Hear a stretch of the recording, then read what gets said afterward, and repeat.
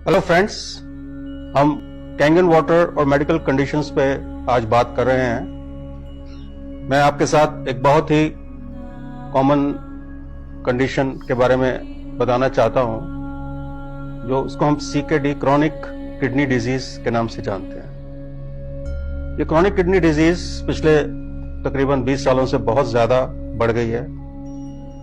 हम इसका बहुत सारा जो इसका कारण है वो पानी की प्रॉपर इनटेक ना होने की वजह से है।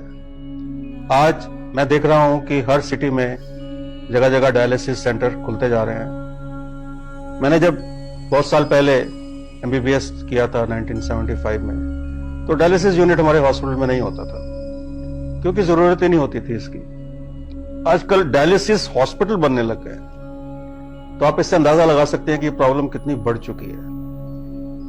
कैंगन वाटर का क्रॉनिक किडनी डिजीज में बहुत अच्छा रोल है, क्योंकि इसमें हम पानी को रेगुलेट करके किडनी फंक्शन को प्रॉपर कर सकते हैं। ये एक किडनी को टोटल फेलियर से बचा सकता है। अगर ठीक टाइम पे इंटरवेंशन की जाए तो ये आपको आने वाले जो कॉम्प्लिकेशंस हैं, जिसमें कि kidney failure, complete kidney failure, uremia, pre uremic condition से ये आपको बाहर निकाल सकता है। ये जो आप पानी पीते हैं ये आमतौर पे बॉटल्ड वाटर एसिडिक है, और जो पानी हम RO से पीते हैं, RO में से निकाल के पीते हैं घरों में, उसमें इलेक्ट्रोलाइट्स नहीं है।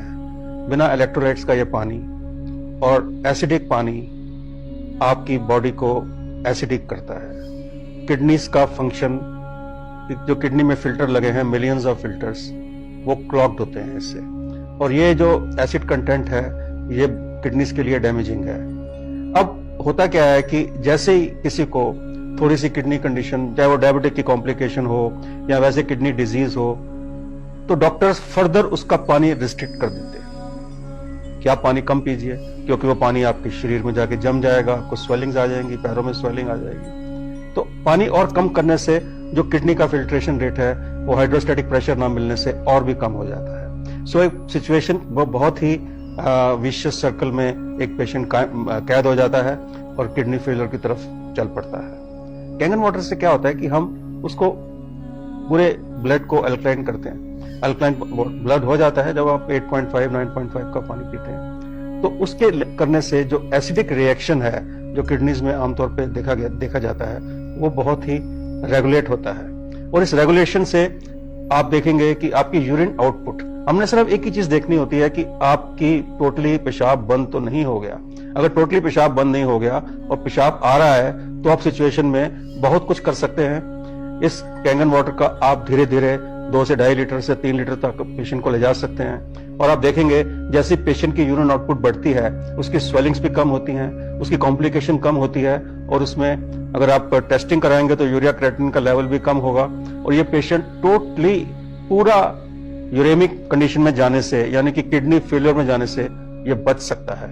ये सब चीजें बहुत सारे जर्नल्स में छपी हैं, बहुत जगह डॉक्यूमेंटेड हैं, और हमारा अपना पर्सनल एक्सपीरियंस है। मैं डायलिसिस यूनिट्स में जाके मैंने विजिट किया और वहां पे लोगों को इस पे डाला जो कि टोटली, जिनकी किडनीज टोटली यूरिन बंद नहीं हो गया था, they were not in uremia, they were in pre uremic condition, और they were in the chronic kidney disease.